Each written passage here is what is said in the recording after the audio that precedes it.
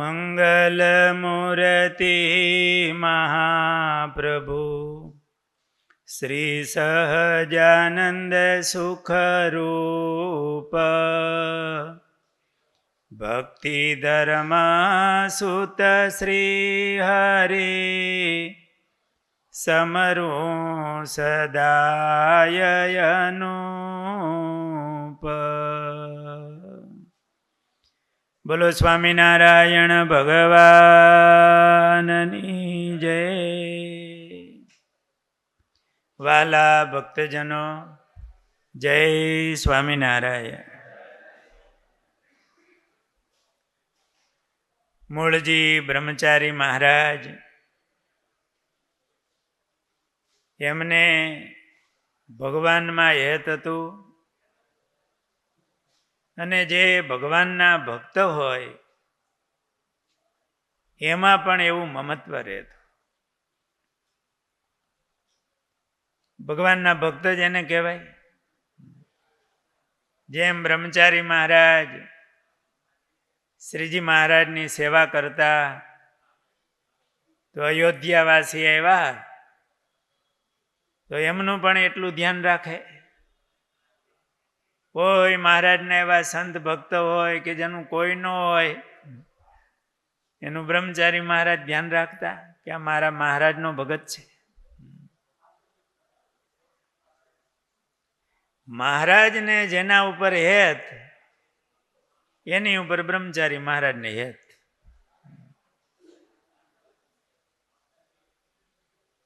એવી મહારાજને વિશે આત્મબુદ્ધિવાળા આ મૂળજી બ્રહ્મચારી મહારાજ હતા. એકવાર મૂળજી બ્રહ્મચારી મહારાજ વડતાલ જતા હતા. બ્રહ્મચારીઓ સંતો ભેળા હશે, સાથે દાદા ખાચર અને એના કુટુંબના સભ્યો પણ ભેળા હતા.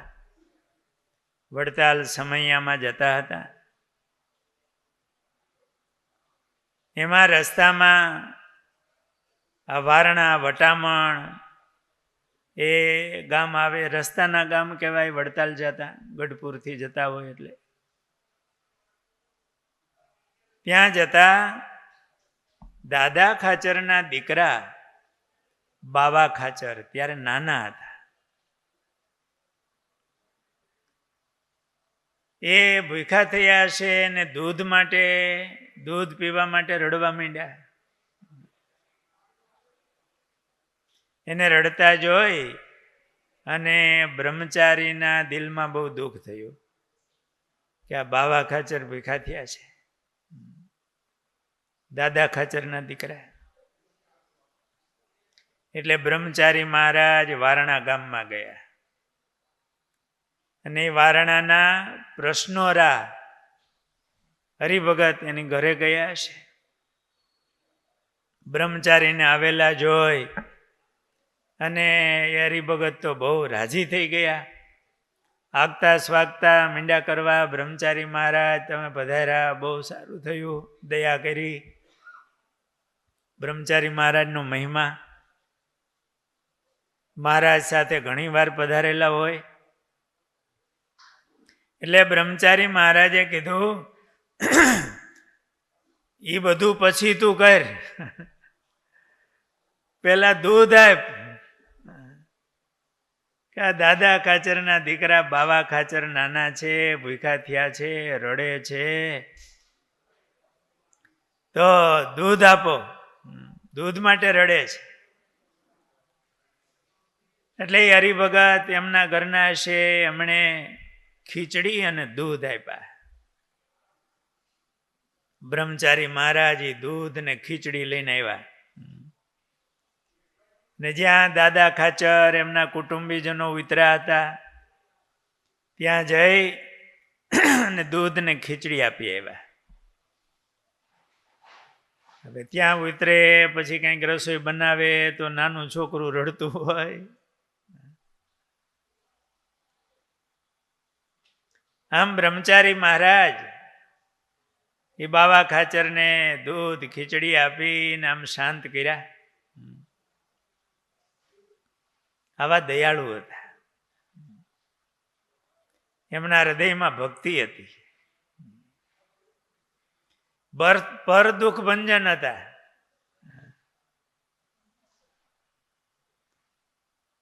મહારાજ પણ દાદા ખાચરનું કેટલું ધ્યાન રાખતા. પોતે એક પિતા થઈને રહેતા, એનું સમર્પણ હતું, તો મહારાજ બધું દાદા ખાચરનું ધ્યાન રાખે. એમ બ્રહ્મચારી મહારાજને એમ થાય કે મહારાજ ધ્યાન રાખતા, તો હું એનું ધ્યાન રાખીશ તો મહારાજ મારી ઉપર રાજી થાય. નહીતર બ્રહ્મચારી મહારાજ તો મોટા કહેવાય. મહારાજ કરતા 18 વર્ષ મોટા હતા. મહારાજ ધામમાં પધાર્યા પછીનો આ પ્રસંગ, અને બધા બ્રહ્મચારીઓના ગુરુ કહેવાય, વડીલ કહેવાય, છતાંય પોતે સેવા માટે, મહારાજને રાજી કરવા માટે હરિભગતની ઘરે જઈ દૂધ ખીચડી લઈ આવે અને બાવા ખાચરને, નાના બાવા ખાચર એમને આપીને એમને રડતા બંધ કર્યા અને સેવા કરી. આ બ્રહ્મચારી મહારાજના હૃદયમાં મહારાજમાં કેવું હેત અને મહારાજના ભક્તમાં કેવું હેત, અને એવા દયાળુ હતા, એટલે પર દુઃખ ભંજન હતા. ભગવાનના ભક્ત એને બહુ વાલા હતા.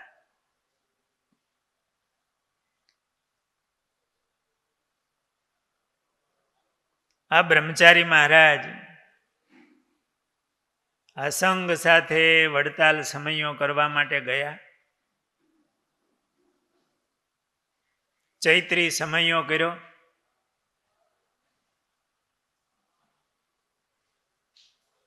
સમયો પૂરો થયો છે.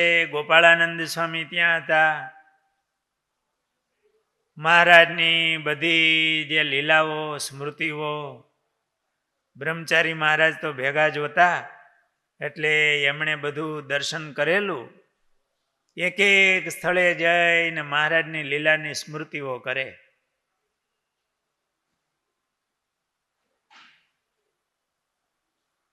વૈશાખ મહિનો ગયો, જેઠ મહિનો આવ્યો, એટલે ગોપાળાનંદ સ્વામીએ કીધું કે આ વર્ષે મહારાજની અંતર્ધ્યાનથી એ બ્રહ્મચારી મહારાજ અહીંયા કરશે, વડતાલ.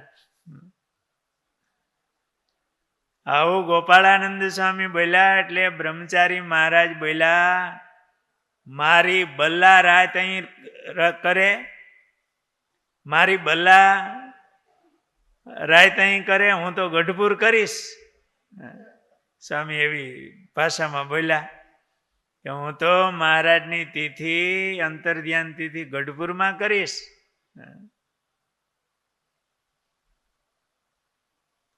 ગાડી તૈયાર કરાવી, ગોપાળાનંદ સ્વામીએ બધી વ્યવસ્થા કરી દીધી, અને શાંતાનંદ બ્રહ્મચારી એમને જોડ લઈ અને બ્રહ્મચારી મહારાજ ગઢપુર જવા માટે નીકળ્યા. અને મહારાજની અંતર્ધ્યાન તિથિ બ્રહ્મચારી મહારાજે ગઢપુરમાં કરી.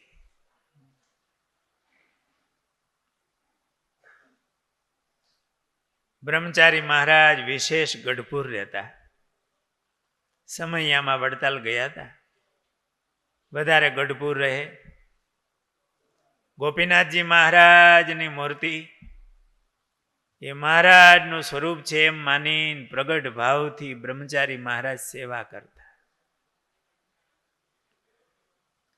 ગોપીનાથજી મહારાજની મૂર્તિને ઘરેણા પહેરાવે, તેમજ હાથમાં વેઢ, વીંટી વગેરે આંગળીઓમાં ધરાવે. જરા પણ મહારાજની આંગળીને લાગે નહીં, ધીમે સાચવીને સેવા કરતા, ધરાવતા.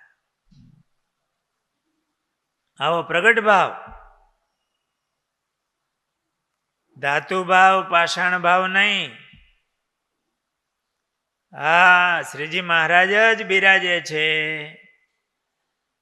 એવા પ્રગટ ભાવથી અતિ મહિમાથી અતિ હેતે કરીને મૂળજી બ્રહ્મચારી મહારાજ ભાવથી સેવા કરતા.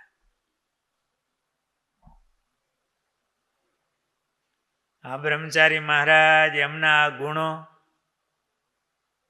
એમને યાદ કરીએ ને ગુણ આપણને આવે ને તો આપણી પણ વૃત્તિ બદલે. આપણે મહારાજની પૂજા કરતા હોઈએ કે મહારાજના દર્શન કરવા માટે મંદિરમાં જઈએ ત્યારે એવા પ્રગટ ભાવથી દર્શન કરવા તો ભગવાનમાં આપણને હેત થાય.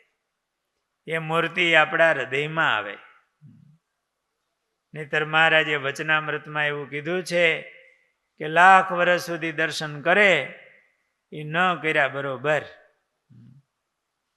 ખિસકોલી બોલે ને પૂછડું ઊંચું કરે એમ અહીંયા દર્શન કરતા હોય અને મન બીજા સંકલ્પો કરે, ચારે એ બાજુ આમ જોઈએ રાખે, તો એવી રીતે દર્શન ન કરવા.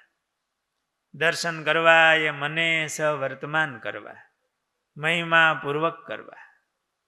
આ બ્રહ્મચારી મહારાજ ગોપીનાથજી મહારાજની સેવા કરતા, એવા પ્રગટ ભાવથી સેવા કરતા, દર્શન કરતા, મહિમાએ સહિત કરતા. અને ભગવાનના ભક્તમાં પણ એમને એવો મહિમા. આપણા હૃદયમાં પણ એવા ગુણો આવે, એવા દર્શન કરવા, સેવા કરવી, પ્રગટ ભાવ રાખવો અને એમને કેળવવો, અભ્યાસ કરવો, તો જરૂર એ ભાવ થાય.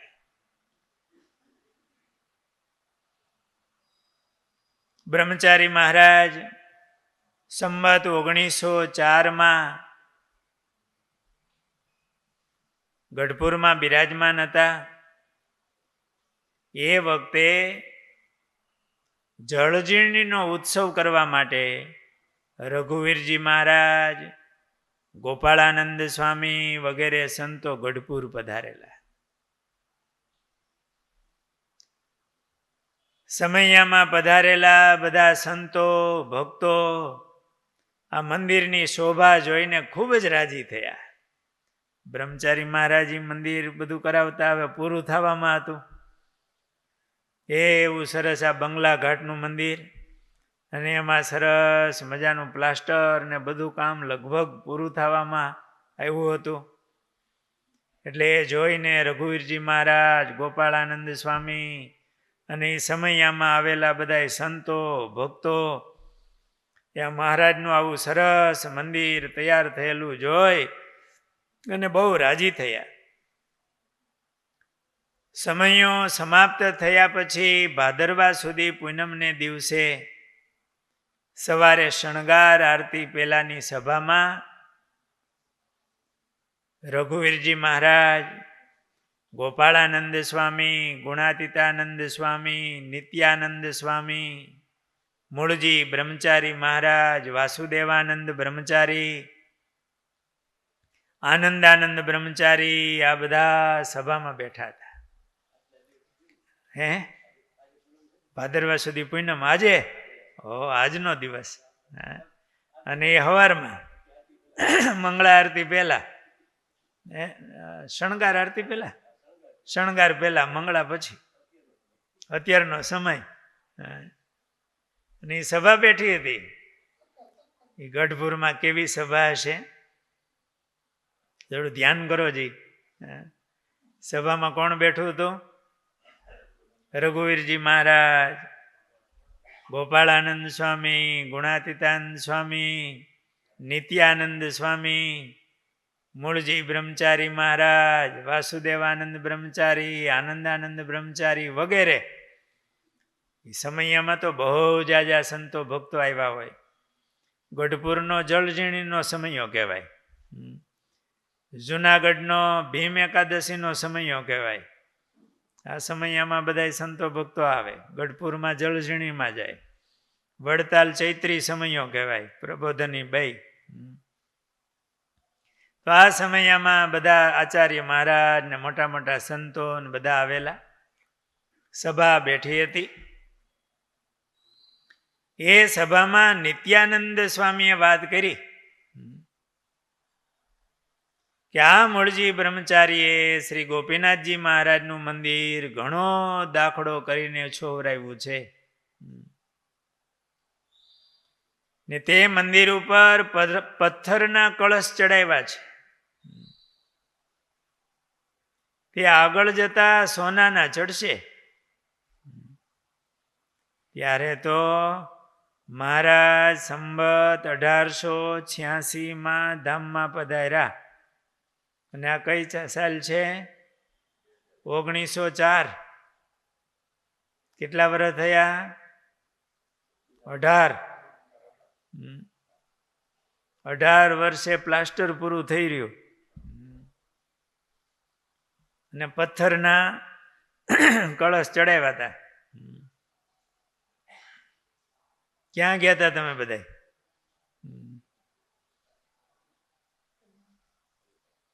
હવે નિત્યાનંદ સ્વામી કહે છે, સાંભળજો. તે અત્યારે મંદિર ઉપર પથ્થરના કળશ ચડાવ્યા છે, તે આગળ જતા સોનાના ચડશે. અને નિજ મંદિરમાં ઠાકોરજીના સિંહાસન લાકડાના છે, તે સોના રૂપાના થશે. થયા? થઈ ગયા. અને નિજ મંદિરમાં ઠાકોરજીના સિંહાસન લાકડાના છે, તે સોના રૂપાના થશે. ને મંદિરમાં તથા પ્રદક્ષિણામાં આરસ પથરાશે.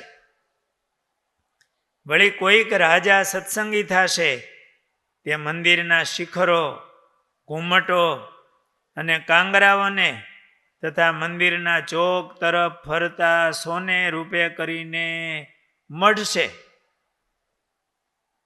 હવે લોકશાહી છે એટલે હરિભક્તો એવા સુખિયા થયા, હોનાના શિખર કર્યા. ને આ બધું થશે. પણ હવે સાંભળજો, આ રઘુવીરજી મહારાજ જેવા મહારાજ આચાર્ય, આ ગોપાળાનંદ સ્વામી, ગુણાતીતાનંદ સ્વામી, એના જેવા સાધુ, મૂળજી બ્રહ્મચારી તથા આનંદ બ્રહ્મચારી જેવા બ્રહ્મચારી, અને આ દાદા ખાચર જેવા હરિભક્તો,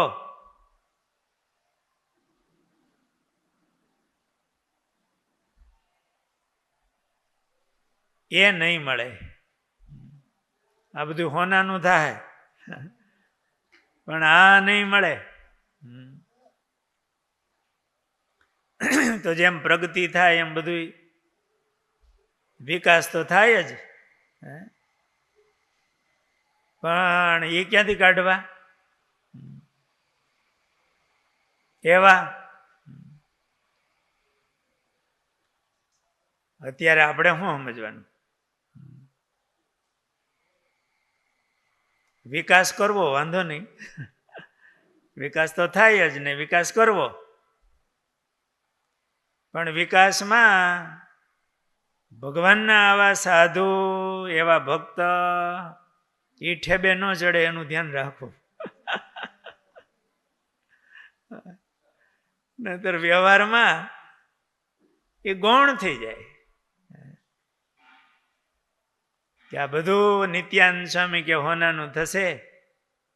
પણ આ રઘુવીરજી મહારાજ જેવા આચાર્ય, આ ગોપાળાનંદ સ્વામી, ગુણાતીતાનંદ સ્વામી જેવા સાધુ, આ મૂળજી બ્રહ્મચારી મહારાજ જેવા બ્રહ્મચારી, આ દાદા ખાચર જેવા હરિભક્તો, એ નહીં મળે, એવા નહીં થાય. બધું હોનાનું થાય. આમાં તો ઘણું કહી દીધું સ્વામી આપણને. હો, અત્યારનું લેવું જોઈએ. ઘણી વાર બહુ વેગ ચડે ને ત્યારે પછી આ ભાવ ભૂલાઈ જાય. આવા ભગવાનના અત્યારે આપણે આમ જોઈએ તો પૂજ્ય ગુરુ મહારાજ, મહંત સ્વામી, આપણા વડીલ સંતો બધા છે.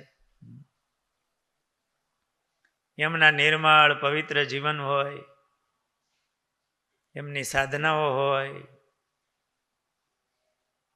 પછી શાસ્ત્રીજી મહારાજની ભેળા રહ્યા હોય, અને એ ભાવ, એમના જીવન ભગવાનમાં હેત, એવું ને એવું પછી જેમ જેમ જેમ સમય જતા જાય ને એમ છાશમાં પાણી ભળતું જાય. એવી ને એવી ઘાટી છાશ પછી ન રહી. છતાં પણ સમયે સમયે એવા ભગવાનના ભક્ત પણ હોય છે. પણ આલોક એમનો વિકાસ, એમનું પ્રધાનપણું, એની અંદર આ ભાવ રાખવો એ બહુ કઠણ હોય છે.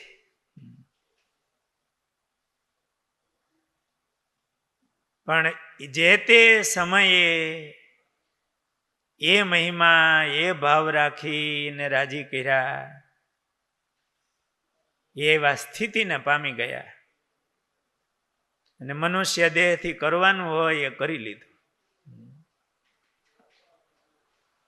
કરવાનું રહી ન જાય એની સાવધાની રાખવી જોઈએ. જે મળ્યું હોય એનો ઉપયોગ પોતાના આત્મકલ્યાણ માટે કરવો જોઈએ. એવું નિત્યાનંદ સ્વામીનું કેવું થયું આ પ્રવચન ઉપરથી, કે આ બધું હોનાનું થાય. અત્યારે તો પથ્થરનું થયું, મંદિર બહુ સારું થયું, સિંહાસન લાકડાના છે એ હોનાના થાય, કળશ એ હોનાના થાય, અને આ કાંગરા હોતે હોનાના રૂપાના થાય. પણ આ રઘુવીરજી મહારાજ જેવા આચાર્ય, ગોપાળાનંદ સ્વામી, ગુણાતીતાનંદ સ્વામી જેવા સાધુ, આ મૂળજી બ્રહ્મચારી મહારાજ જેવા બ્રહ્મચારી, આ દાદા ખાચર જેવા હરિભગત, એ મળશે નહીં. એનાથી ચડિયાતા પછી થાય? એનાથી ચડિયાતું થાય? ન થાય. સ્વામી એવું કહ્યું. એમ ઘણી વાતો કરી આચાર્ય, સંતો, વર્ણિઓ તથા ભક્તોના મહિમાની ઘણી વાત નિત્યાનંદ સ્વામીએ કરી, જે સાંભળીને સર્વે સંતો, હરિભક્તો ખૂબ રાજી થયા. નિત્યાનંદ સ્વામીએ દ્રષ્ટિ બદલાવી ને એટલે થયું, ઓહો, આપણને આ કેવો જોગ મળ્યો છે, અને બહુ રાજી થયા.